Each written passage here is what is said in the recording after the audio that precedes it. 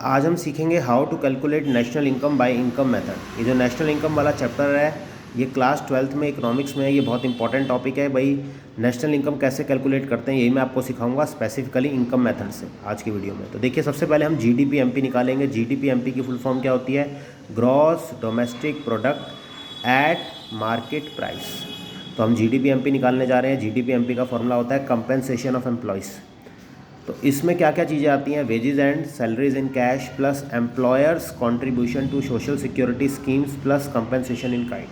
अगर compensation of employees दे रखा है तब तो हम ये सीधा ले लेंगे।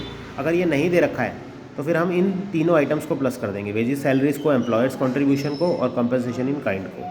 अगर दोनों चीज़ें दे रखी हैं तो फिर हम एक ही चीज़ लेंगे। इसमें ऐड कर देंगे ऑपरेटिंग सरप्लस। ऑपरेटिंग सरप्लस नहीं दे रखा तो इन चारों चीज़ों को ऐड करके ऑपरेटिंग सरप्लस निकाला जा सकता है। अगर प्रॉफिट ना दिया हो तो ये सब चीज़ें भी हैं प्रॉफिट के अंडर आती हैं। Plus mixed income of self employed plus depreciation जिसे कंजम्पशन ऑफ फिक्स कैपिटल भी कहा जाता है, प्लस नेट इनडायरेक्ट टैक्सेस। मान लीजिए नेट इनडायरेक्ट टैक्स क्वेश्चंस में गिवन नहीं है तो फिर आप खुद निकाल सकते हैं। इनडायरेक्ट टैक्स में से सब्सिडीज़ को माइनस कर सकते हैं। तो ये पूरा जो फॉर्मूला है ये जीडीपी एमपी निकालने का है। अब हम देख लेते हैं कि भाई आगे हमें क्या करना है। मैंने आपको पहले ही बता दिया था स्टार्टिंग में कि हमें नेशनल इनकम निकालनी है। नेशनल इनकम को क्या कहते हैं? नेशनल इनकम को एनएनपीएफसी कहते हैं, याद रखिएगा। तो सबसे पहले हमने जीडीपी एमपी निकाला था। मान लीजिए हमने जीडीपी एमपी निकाल लिया जो पीछे फॉर्मूला था उसको यूज़ करके। अब हमें एनएनपीएफसी निकालना है जिसे कि नेशनल इनकम कहा जाता है। तो हम कैसे निकालेंगे? ध्यान देने वाली बात यह है कि भाई सीधा एनएनपीएफसी हम नहीं निकालते, हम पहले जीडीपी एमपी निकालते हैं। फिर उसकी हेल्प से हम जीडीपी एमपी की हेल्प से हम क्या निकालते हैं? एनएनपीएफसी। तो कैसे निकालेंगे देखिए ज़रा।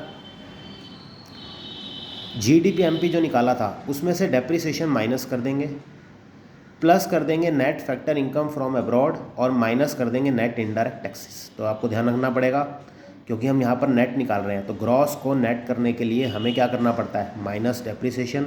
डोमेस्टिक को नेशनल करने के लिए क्या करना पड़ता है? Plus NFIA। एमपी को FC करने के लिए, मार्केट प्राइस को FC में कन्वर्ट करने के लिए क्या करना पड़ता है? Minus net indirect taxes. अब यहाँ पर मैंने क्वेश्चन लिया है from the following data find national income by income method. तो ये पूरा क्वेश्चन है और हम सबसे पहले हम क्या निकाल रहे हैं? जीडीपी एमपी निकाल रहे हैं। हालांकि इस क्वेश्चन में हमें नेशनल इनकम निकालनी है। तो जीडीपी एमपी निकालने के लिए हम क्या करेंगे? सबसे पहले हम क्या लेंगे? Compensation of employees. तो कंपेंसेशन ऑफ एम्प्लॉयज़ क्या यहाँ पर हमें दे रखा है, यहाँ पर हमें कंपेंसेशन ऑफ एम्प्लॉयज़ नहीं दे रखा है। तो सबसे पहले हम क्या लेते हैं? पीछे फॉर्मूले पे आ जाते हैं। देखिए wages and salaries, employer contribution, compensation in kind. तो देखिए वेजेस एंड सैलरीज कितनी है? 600 है। Social security contribution by employer कितना है? 55 है। तो हमने दोनों चीज़ें ले ली हैं। इसके अलावा आगे क्या आता है? आगे अब देख लेते हैं आगे और क्या आगे इसमें आता है। Compensation in kind. क्या हमें कंपेंसेशन इन काइंड दे रखा है यहाँ पर? तो हमें कंपेंसेशन इन काइंड तो अलग से नहीं दे रखा है। तो हम स्पेसिफिकली क्या करेंगे? हमने 600 ले लिया था क्योंकि वेजेस एंड सैलरी थी। उसके बाद हमने 55 ले लिया था जो कि सोशल सिक्योरिटी बाय एम्प्लॉयर था। उसके बाद क्या लेते हैं? Rent, interest, profit, royalty. तो यहाँ पर देखना है रेंट है 200, इंटरेस्ट कितना है? 20। तो 200 रेंट है, इंटरेस्ट 20 है। प्रॉफिट कितना है? 130। देखिए ये रहा प्रॉफिट। रॉयल्टी कितनी है? 25।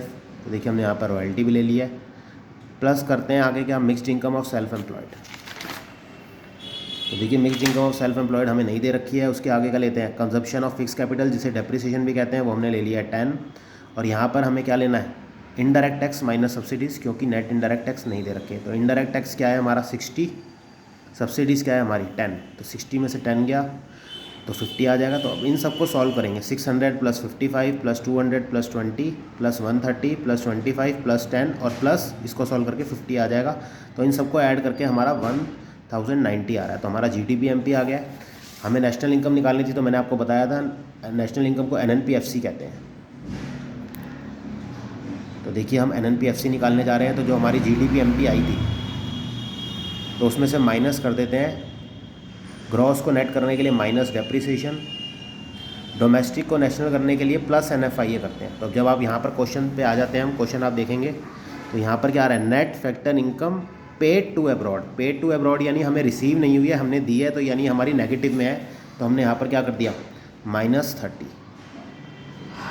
माइनस एमपी को एफसी करने के लिए क्या करते हैं, minus net indirect tax, indirect tax minus subsidies. इस पूरी इक्वेशन को सॉल्व करेंगे, 1090 में से 10 गए तो 1080 आ जाएगा, प्लस माइनस क्या होते हैं, माइनस होते हैं, 60 में से 10 गए तो 50 आ जाएगा। इस पूरी इक्वेशन को हमने सॉल्व करेंगे तो 1000 हमारी नेशनल इनकम आ जाएगी, यानी जिसे एनएनपीएफसी कहते हैं इनकम मेथड से।